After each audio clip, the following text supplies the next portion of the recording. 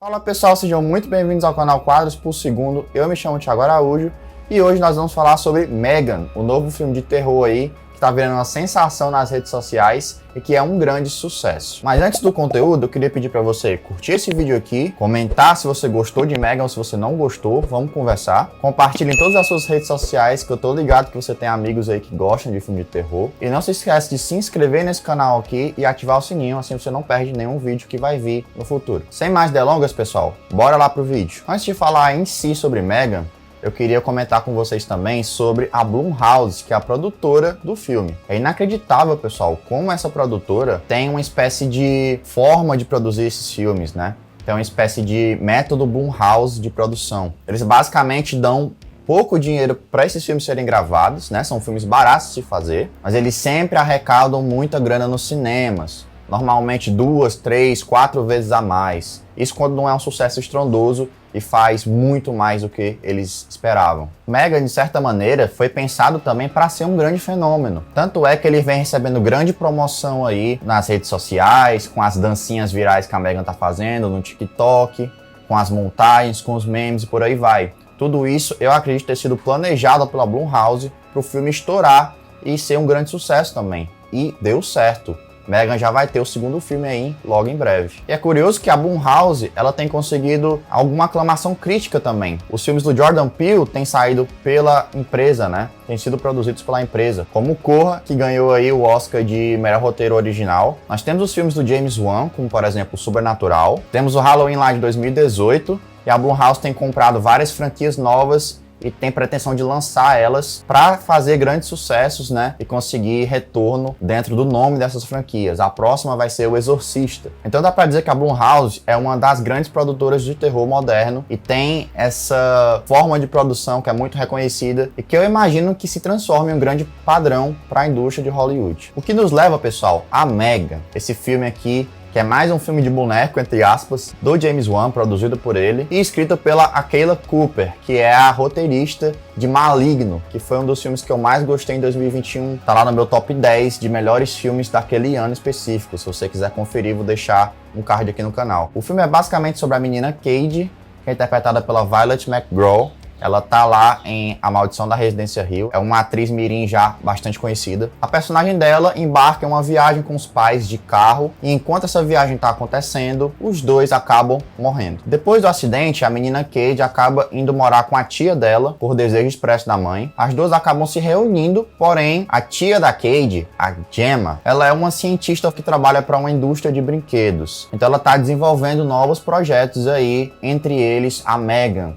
que é a boneca título do filme. Acontece que a Gemma está muito interessada em ter sucesso no trabalho, né, em ter uma carreira, entregar os seus projetos o quanto antes, porque ela está sendo pressionada pelos chefes, e ela acaba não entendendo direito o que ela precisa dar para a sobrinha, o que ela precisa fazer ali nesse termo de cuidado. E agora ela, entre aspas, vai virar a mãe da menina, então ela precisa dar o carinho, precisa adaptar a sua casa para a garota, para as vontades dela, para as necessidades dela. E aí a Gemma acaba pensando, ué, se eu unir o útil ao agradável, desenvolver aqui a Megan, trazer para casa, fazer um teste aqui, para ver se de fato essa boneca consegue ser esse acompanhante dessa criança enquanto eu trabalho, enquanto eu faço outras coisas. Isso acaba gerando um sem fim de desenvolvimentos dramáticos no filme e é aí que ele começa de fato. Começando aqui nos pontos positivos do longa, pessoal, eu acredito que Megan traga algumas discussões muito interessantes e que estão muito em voga no mundo atual, principalmente na questão da tecnologia. Acontece, pessoal, que a robótica, né, tá muito evoluída atualmente. Estão sendo criados vários novos robôs para várias funções diferentes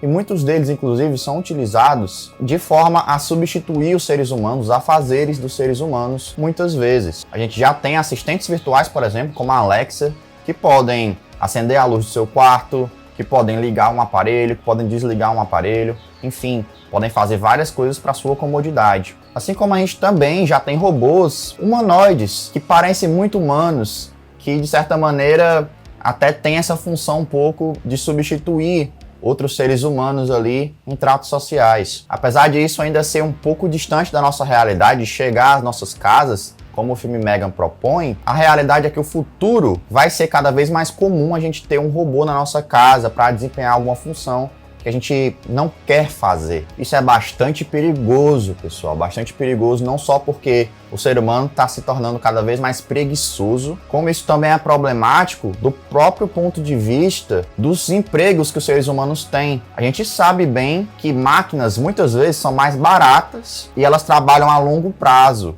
É muito melhor você comprar uma máquina que você faz lá uma programação para ela trabalhar o tempo que você quiser. Ela não vai reclamar, ela não vai pedir maiores salários, ela não vai pedir melhores condições de trabalho. Então, para uma pessoa que tem uma empresa, para ela comprar uma máquina para produzir carros em alta velocidade, para ela é muito melhor, financeiramente falando. E onde é que fica a questão humana nisso? Onde é que ficam as pessoas que precisam de emprego? Onde é que ficam as pessoas que vão perder as suas fontes de renda, as suas maneiras de criar suas famílias? Sem falar, pessoal, que atualmente vários crimes podem ser cometidos por causa de inteligência artificial. Existe algo na internet chamado deepfake, que é basicamente você colocar o rosto de uma pessoa no corpo de outra pessoa. Você acha que isso não funciona? Mas a tecnologia está avançando a cada dia. Em algum momento vai ser possível reproduzir uma pessoa real na sua frente ali. E não só reproduzir a imagem da pessoa, como reproduzir o som da pessoa, a fala dessa pessoa. Isso, como a ficção científica vem desenvolvendo há muito tempo, é muito, mas muito perigoso mesmo. Vou mostrar para vocês agora um trecho de um vídeo de um deepfake do Obama, do Barack Obama, que fizeram, com ele falando coisas que ele não falaria na vida real.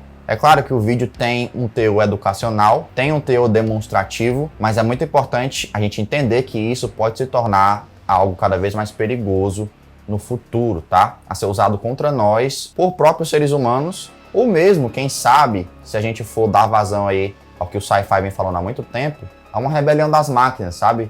Não é algo tão impossível de acontecer em algum momento. Uma vez que as máquinas têm adquirido cada vez mais consciência, porque as pessoas estão criando inteligências artificiais cada vez mais complexas, inteligências artificiais que aprendem com o tempo, algo que a gente vê, por exemplo, em Westworld, algo que a gente viu em Exterminador do Futuro, algo que a gente viu em 2001. Então observem esse vídeo aí agora para vocês entenderem o que eu tô falando.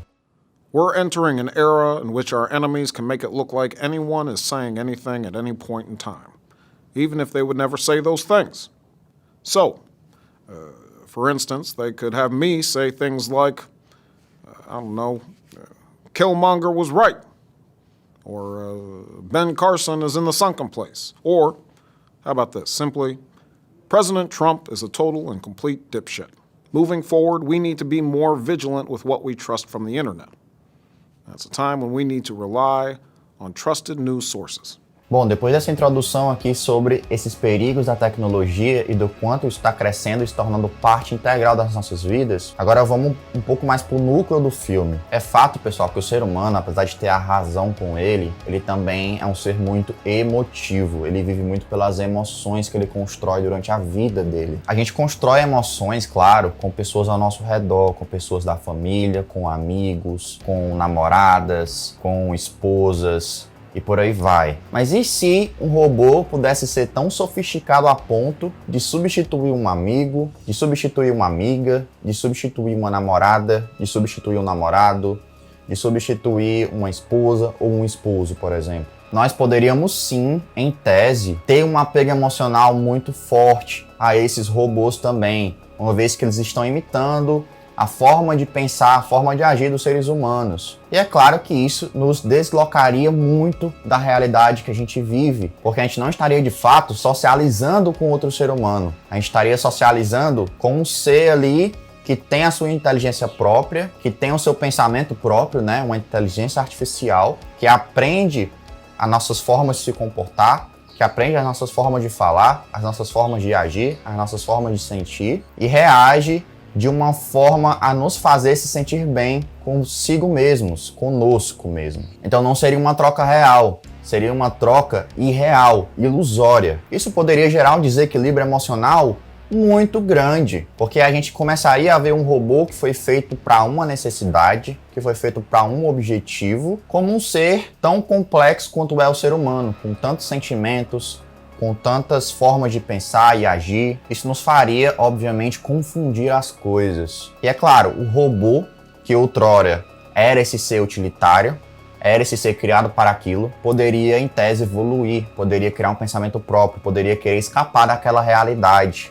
Ou mesmo se apegar tanto àquele ser humano a ser obsessivo demais. E é aí que entramos em Megan. Essa questão da solidão, de você se apegar a um ser robótico, a um ser feito ali para você ter um prazer momentâneo ali, já foi estabelecida, já foi discutida de formas até melhores do que Megan, é preciso dizer isso também, em filmes como Blade Runner 2049, como vocês estão vendo aí, em um filme que eu acho incrível, que é o Her, ou Ela em português. Inclusive eu peguei essa referência aí de Megan também, enquanto eu estava pesquisando material para trazer para vocês. Esse take do olho aí é muito parecido com o take do olho de Blade Runner.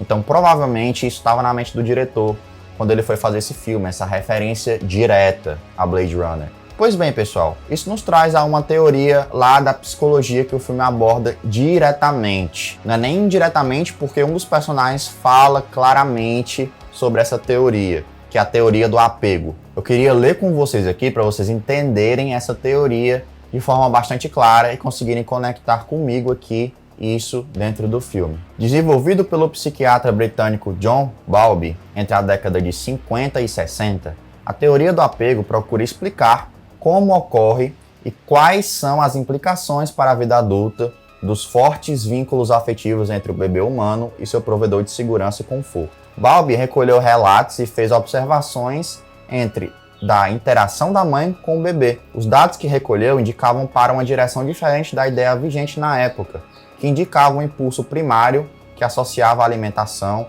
a razão pela qual a criança desenvolvia um forte laço com sua mãe. Então essa teoria do apego, pessoal, nada mais é do que estudos feitos ali na década de 50 e 60 para entender o comportamento dos bebês com suas mães, porque eles têm links tão fortes um com o outro. Continuando aqui, existe algo chamado comportamento de apego dentro dessa teoria, que diz que o apego acontece quando uma forma de comportamento resulta em uma pessoa alcançar e manter proximidade com algum outro indivíduo, considerado mais apto para lidar com o mundo. As figuras de apego são os possíveis cuidadores, pai e mãe, avós, tios, educadores e outros. Fica muito claro, pessoal, em Megan, que a tia Gemma, a tia da Katie, ela não se considera ali como uma guardiã. Ela entende que ela precisa cuidar da menina, mas como algo sentimental, por conta da perda da irmã. Mas ela não se enxerga como mãe de fato. E ela desenvolve a Megan e coloca a Megan na vida delas, e a Megan acaba se tornando essa figura da guardiã da menina. Um apego que existe entre as duas. E aqui, por conta da proximidade de Megan e Katie, a Katie acaba vendo a Megan como esse ser mais apto a ajudar ela a lidar com o mundo depois do trauma da morte dos pais. Temos também aqui o termo base segura, que no contexto da teoria do apego, refere-se à confiança que o indivíduo tem numa figura particular, protetora e de apoio, que está disponível e acessível, e a partir da qual se pode fazer uma exploração compartilhada. No contexto de Megan, a boneca, ela vai aprendendo enquanto ela está morando ali com as pessoas. É um contexto importante para a personagem. Então, a questão dela aprender a viver junto com a Cade e ter essa relação de proteção com a personagem acaba fazendo com que as duas se apeguem muito mais, com que a Cade veja a Megan como essa, de alguma forma, guardiã. Ela está 100% disponível e acessível a qualquer momento para a criança. E aí nós podemos ver aqui que existe uma contraparte do comportamento de apego, que é o comportamento dos pais. Os pais, eles precisam impor limites para a criança. Eles precisam ensinar o que deve ser feito e o que não deve ser feito. Como tem aqui nas aspas do artigo que eu estou lendo para vocês. Cuidar é definido como uma ampla ordem de comportamentos complementares ao comportamento de apego. Inclui uma larga gama de responsabilidades, tais como prover ajuda, auxílio, conforto e confiança, provendo uma base segura e encorajando a autonomia do bebê. É algo que a Gemma não faz muito bem para sua sobrinha. Ela não provém as coisas que são necessárias para essa criança se desenvolver, para essa criança crescer, para essa criança aprender. E aí ela acaba substituindo esse papel, entre aspas, de mãe que ela tem com a criança, pelas habilidades da Megan em cuidar dessa criança ao mesmo tempo em que ela aprende a ser mais útil para a família. Não é questão de ajudar o pai e a mãe a cuidar da criança, é questão de substituir as funções que eles deveriam ter. E aqui só para complementar, o cuidador deve ser capaz de responder de forma flexível a uma ampla margem de necessidades, como eu falei para vocês, que surgirem. Deve ter conhecimento adequado de como prover cuidado apropriado e estar disponível quando necessário. Há inclusive uma personagem aqui, que é a personagem da assistente social / psicóloga, que fala essas coisas para a própria Gemma, né? Que é necessário que ela esteja disponível para a criança, senão ela vai acabar perdendo a guarda dessa criança. E é daí que temos o principal drama de Megan, uma criança que acabou de perder os pais, que tá com um trauma que provavelmente vai continuar durante toda a vida dela, indo morar com uma tutora que não está preparada para receber aquela criança, que não está preparada para dar tudo o que for necessário para aquela criança, a oferecer as coisas mínimas, básicas, importantes para aquela criança. E é justamente aí que a Megan entra, como essa tecnologia extra, para tentar auxiliar, no caso aqui do filme, a Gemma a criar essa criança, né? Mas aí, quem tem filho em casa, quem tem irmão ou irmã pequena, quem tem primos ou primos pequenos, pode ver como tem um efeito devastador a tecnologia hoje na mente dessas crianças. Elas estão cada vez mais online, elas estão deixando de brincar nas ruas, brincar com os amigos, muitas vezes. Elas estão se fechando cada vez mais para o mundo. É algo que eu observo dentro da minha própria família. Seria importante a gente ter também esse controle do tempo, do quanto a gente pode permitir que essas crianças tenham acesso a essa tecnologia.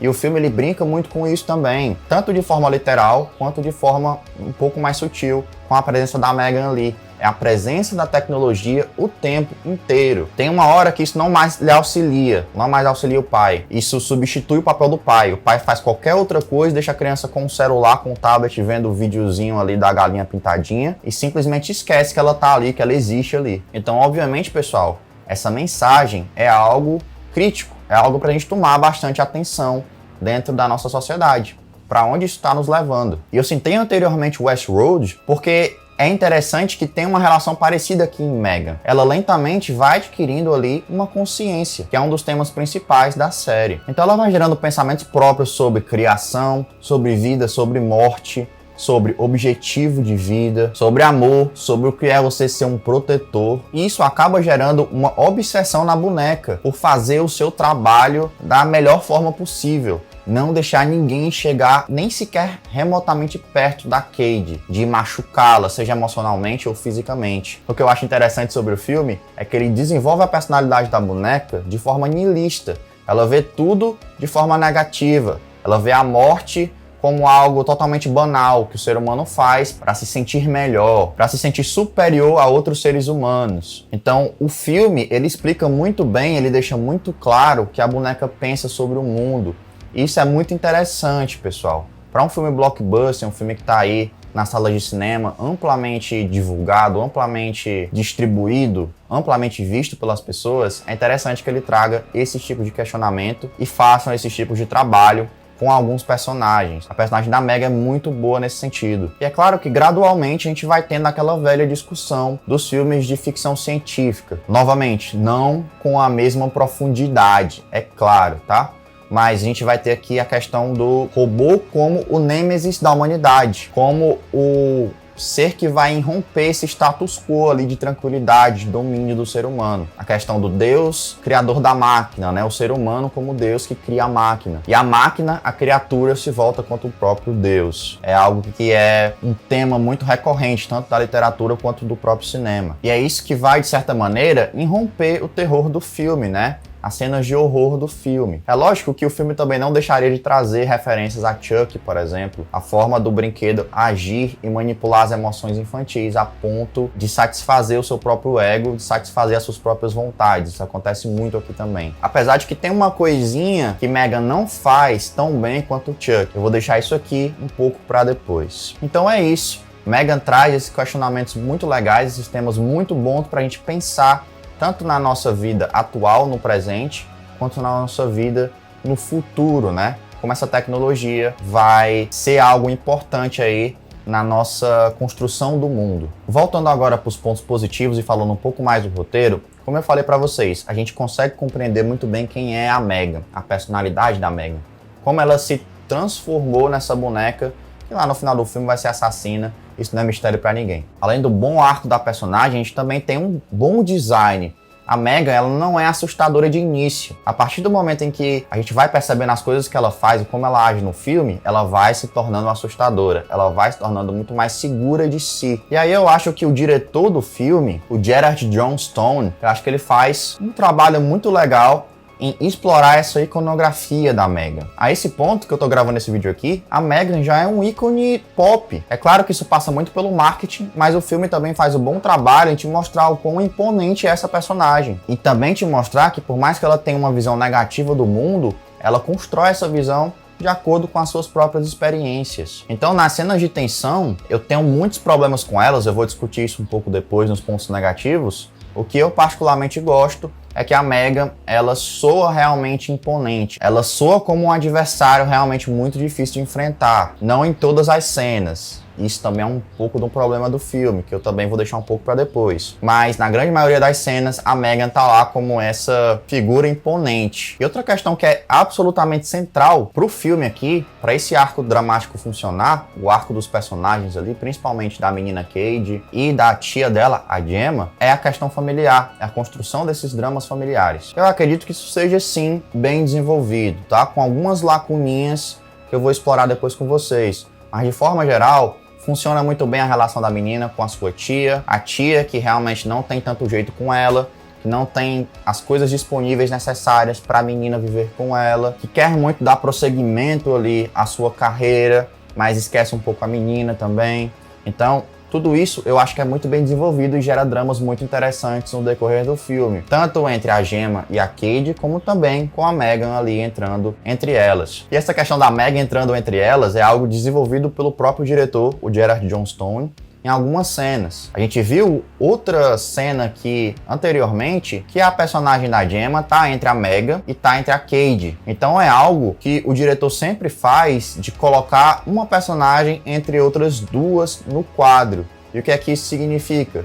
Isso significa que tem sempre alguém no meio da relação ali, né, da relação dessas três personagens. Sempre vai entrar alguém no meio ali, com um contraponto, com algo que essa pessoa precisa, uma necessidade dramática ali, e essa relação ela se movimenta. Em um momento é a Megan ali entre a tia e a sobrinha, em outro momento é a tia entre a Megan e a sobrinha, então tem sempre alguém entre essas personagens. Então não só o roteiro trabalha bem isso, como a direção até certo ponto trabalha muito bem essa questão dramática também. O primeiro ato desse filme aqui eu também considero de grande êxito. Eu acho que funciona muito bem toda a apresentação da situação principal do filme e das personagens. A gente rapidamente entende o que aconteceu com a Cade, a gente rapidamente entende quem é a Gemma, quais são as aspirações da Gemma, quem é a Megan, o que ela pode se tornar. Então a apresentação do primeiro ato desse filme aqui pra mim é muito boa, tá? Eu acho que o filme se perde um pouco depois nos outros atos. Mas o primeiro ato desse filme aqui é muito bom, também é um ponto positivo. Pra fechar os pontos positivos, tem momentos aqui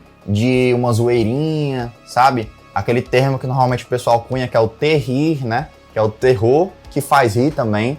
Megan eu acho que se encaixa nisso também, porque tem algumas partezinhas que são breguinhas, que tem um tom mais engraçado e tal. Então eu acho bem legal, eu acho que funciona na narrativa do filme. Afinal de contas, as cenas de dança são maravilhosas, como essa aí que eu tô mostrando pra vocês. E a cena que toca Titanium, lá da Cia, com o David Guetta, que numa versão super interessante, super engraçada também a cena, né? Meio melancólica, ao passo que ela é meio afetuosa e meio engraçada. É muito legal essa cena também. Para concluir, a gente também tem aqui boas atuações das personagens principais. Eu gosto muito da menina Violet McGraw. Eu acho ela muito boa atriz, apesar dela ainda ser muito nova, tem muita coisa para aprender, tem muito cacuete para se livrar durante a carreira, mas eu acho que para uma atriz tão jovem, eu acho que ela se destaca bem. E a Allison Williams, ela tá perfeita no papel, não tem muito o que reclamar, ela consegue trazer toda a densidade importante para a personagem dela. Ela tem momentos ali em que você entende toda a questão ali com o emprego dela, com a vontade dela de ser uma pessoa reconhecida no trabalho dela, com a vontade dela de colocar a tecnologia para patamares mais avançados também. Então é uma personagem que tem certas camadas e funciona muito bem na mão da atriz. Agora vamos para os pontos negativos. Eu tenho falado aqui lentamente para vocês que algumas coisinhas aqui são problemáticas e eu vou destrinchar tudo agora. Bom, pessoal, De início, o roteiro tem um problema que eu acho um pouco grave. A personagem da Cade, apesar da gente entender de forma geral, né, a personalidade dela, toda a questão com a Megan e com a tia, a gente não entende tão bem como opera esse problema lá com os pais, a questão dos pais terem morrido, esse trauma.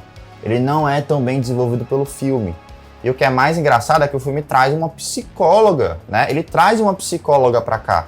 Então por que ele não gasta uns minutinhos fazendo a gente entender de uma forma mais forte, de uma forma mais dramática, construindo melhor essa personagem, construindo melhor esse trauma, pra gente entender pra onde ela tá indo no filme, pra gente entender o arco dramático dela. Ao invés disso, ele joga alguns conceitos, ele joga algumas situações pra personagem que, como a gente não tá percebendo, como a gente não tá vendo essa evolução gradativa dela, parece um pouco solto demais, parece um pouco forçado demais na narrativa, e isso é bastante estranho. Isso se conecta também com outros elementos, agora não relacionados a Cade necessariamente, mas outros elementos da trama, como por exemplo a espionagem industrial que acontece em determinado momento ali do filme. Um cara, ele tá copiando os planos da empresa de brinquedos para outra empresa de brinquedos. Depois o filme simplesmente esquece que essa parada existe. Ele utiliza somente ali como um argumentozinho pra Megan chantagear esse cara. Isso aí acaba sendo muito jogado na trama. Isso aí acaba sendo muito escanteado de uma forma estranha. Se o filme traz isso aqui como talvez um ponto de crítica, um ponto de reflexão, ele não desenvolve absolutamente nada disso. Da mesma forma, pessoal, que eu comentei sobre todos esses temas muito legais com vocês, de forma bem lenta, tentando explicar direitinho cada coisa, os temas em si, dentro do filme, muitos deles não são super bem desenvolvidos, como eu expliquei aqui para vocês, tá? Eu facilitei muito, eu entreguei de mão beijada para vocês algumas interpretações interessantes. A impressão que dá é que o filme, muitos desses temas, ele pincela. Ele chega com uma personagem e essa personagem fala de forma expositiva para você sobre o que é aquela questão que está sendo desenvolvida ali, sobre o que é o tema da vez que o filme está tentando desenvolver naquele momento. Então temos um outro problema aqui que é levado por conta dessa questão da má aproveitação dos temas, que é diálogos super expositivos para explicar alguma coisa importante que talvez o espectador não tenha sacado. Me incomoda muito, por exemplo, que a personagem da Gemma no filme, ela é tida como uma grande gênia, como uma personagem super inteligente, que é capaz de criar vários robôs e coisas fodas ali na casa dela e no trabalho dela, mas que em determinado momento do filme ela não percebe coisas óbvias, coisas básicas de sobrevivência mesmo. Então, peraí, não parece meio paradoxal uma personagem ser super inteligente, super foda, super brilhante, e em outras questões mais básicas ainda, que não necessitam de tanto brilhantismo, ela ser meio burra, ela ter atitudes burras? Isso, na minha opinião, é outro problema do roteiro também. E para finalizar esses problemas do roteiro, em geral, a gente tem aqui uma personagem, que é a Megan, assassinando outros personagens sem ver nem pra quê. A Megan, pessoal, ela assassina personagens que causam algum tipo de problema pra Cade. Seja emocional, seja físico, né? Então tá sempre a Cade ali no centro desses assassinatos da Megan. De uma hora para outra no filme, por mais que eu entenda que a personagem evolui mentalmente e tudo mais, é estranho ela começar a assassinar outros personagens que não fazem sentido nenhum ali com aquela trama principal, que não tem nada a ver com aquilo ali em relação à menina Cade. E por que que isso é feito, Thiago? Então, principalmente porque isso aqui é um filme de terror, então tem que ter uma contagenzinha de corpos, tem que ter mais cenas de horror ali e tal, para as pessoas saírem mais satisfeitas do filme, né? Mas em nenhum momento isso é bem construído na narrativa também. As cenas de horror, de forma geral, pessoal, eu não acho que elas são tão assustadoras assim. Tem um determinado momento que um personagem morre no filme e acaba que o diretor, ele faz ali um jump scare rápido, dá a entender que ela matou aquele personagem, mas ele depois esquece desse personagem, esquece de outro personagem ali perto da casa da Gemma também, que em determinado momento também vai morrer. Então assim, é um horror que ele parece meio inconsequente, né? Além dele ser muito mal dirigido em muitos momentos. Por mais que eu tenha dito para vocês que existe uma construção de iconografia interessante, as cenas em si, as cenas dos assassinatos, a tensão, a criação da tensão, falta muito para isso ser assustador, falta muito para isso atingir o espectador. A impressão que eu tenho é que o diretor Gerard Johnstone, ele simplesmente não tem a habilidade para fazer isso. Ele não tem a habilidade para construir a tensão de forma gradativa, de forma lenta, para fazer a gente sentir aquele clima ali o filme nem consegue estabelecer um clima de tensão satisfatório. E isso é muito bizarro num filme de terror. Outro ponto que é interessante em relação a essa direção é que o filme ele simplesmente não tem sangue. Ah, Thiago, mas é necessário ter sangue para o filme ser bom? Não necessariamente, pessoal, mas a gente já tem aí um exemplo que o filme até, de certa maneira, tenta emular, que é o Chuck. O Chuck, ele utiliza o sangue de forma cômica ali, para gerar risadas de quem está assistindo e também, é claro, né, para ter esse ar mais gore, esse ar mais body horror que o filme traz. Em Megan, ele também tenta trazer um pouco dessa comicidade, mas sem o sangue. Então as cenas parecem muito assépticas, elas parecem muito limpinhas. É estranho demais. Se você tá querendo construir uma personagem super imponente, super aterrorizante, com tensão bem feita e tudo mais, eu acho que o sangue seria um elemento muito primordial para dar veracidade àquelas cenas, para causar mais a sensação de que existe um terror muito foda acontecendo ali. Mas você eliminando o sangue dessa equação, realça mais a impressão de que o diretor não consegue fazer filme de terror. Então a violência, ela se esvazia, a violência, ela fica inverossímil. E a gente pode levar isso pro clímax do filme. O clímax do filme tem um punhado de soluções forçadas que simplesmente foram mal trabalhadas durante o filme. Então, por exemplo, se a gente tem estabelecido que a Megan é uma personagem super forte, super imponente, super foda, um adversário muito grande para você enfrentar, como é que o filme consegue destruir ela de uma forma tão simples, com artifícios tão baratos assim no clímax? Sem falar que aqui surgem as maiores referências a Chuck, né? O boneco que apanha, queimado, acontece uma putaria com ele, ele continua vivo, saindo ali dos escombros e tal, e indo atacar as suas vítimas. Isso acontece em Megan também. Mas infelizmente, diferente do boneco assassino que a gente tanto ama, aqui isso não funciona tão bem. É por tudo isso, pessoal, que eu dou nota 3 de 5 pro filme, tá? Megan é um filme divertido, é um filme que traz muitas questões pra gente pensar sobre a nossa vida, sobre a sociedade, sobre os avanços tecnológicos. Eu acredito, inclusive, que se fosse um drama focado nisso, talvez o filme fosse melhor, tivesse mais sucesso nas suas propostas. Mas como ele envereda para um filme de terror que não consegue ser um bom filme de terror e derrapa em várias questões do roteiro, questões de direção, questões de montagem também, porque a montagem acaba talhando muitos momentos dramáticos que adicionariam camadas ao filme, muitas construções que adicionariam camadas ao filme, mas que talvez, para ser uma experiência mais rápida, mais divertida para o espectador, o diretor tenha cortado isso, a produtora Blumhouse tenha cortado isso. Então é um filme curto que parece que deixa lacunas ali, sem o devido desenvolvimento. Então nós temos uma montagem desequilibrada, um texto desequilibrado e uma direção medíocre até certo ponto. Apesar disso, o sentimento que eu tenho no final das contas é de que é um filme divertido, é um filme legal de assistir no cinema com a sua família e tudo mais. É por isso que o filme